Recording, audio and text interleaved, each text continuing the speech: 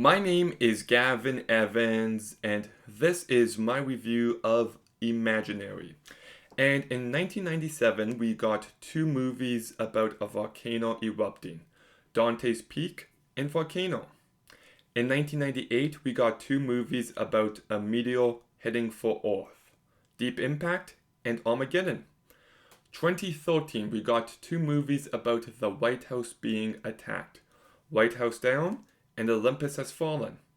And now in 2024, we've got two very different movies about imaginary friends, If and Imaginary. And I just gave the camera the finger by mistake.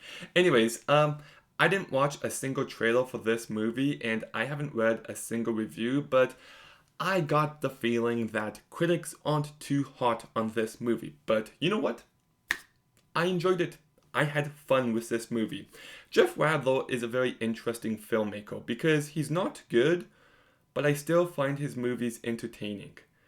Like Truth or Dare, Fantasy Island, Cry Wolf, all terribly written, directed, and acted movies. I enjoy all three, and this movie is no exception. But I would actually say this is his best movie because I think there's some legitimate good qualities to it.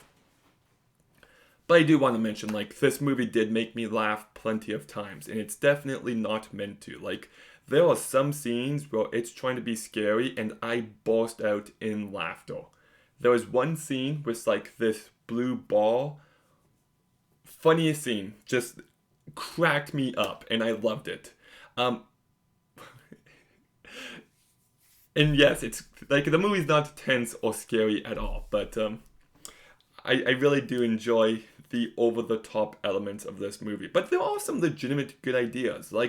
Some scenes I can watch and be like, I see what he was going for there. And I do think it does have a few impressive elements.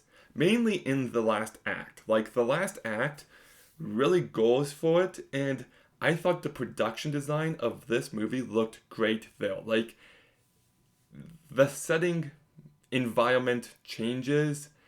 And it kind of reminded me of a mix between Spy Kids and Hellraiser 2. But I really love where they took this movie, even though I do wish they went a bit more crazy with it. But still, I like the last act. I thought the practical effects to this movie actually looked really good.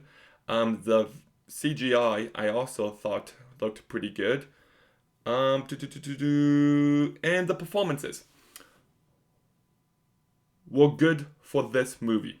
DeWanda Wise, I think, gives a legitimately good performance.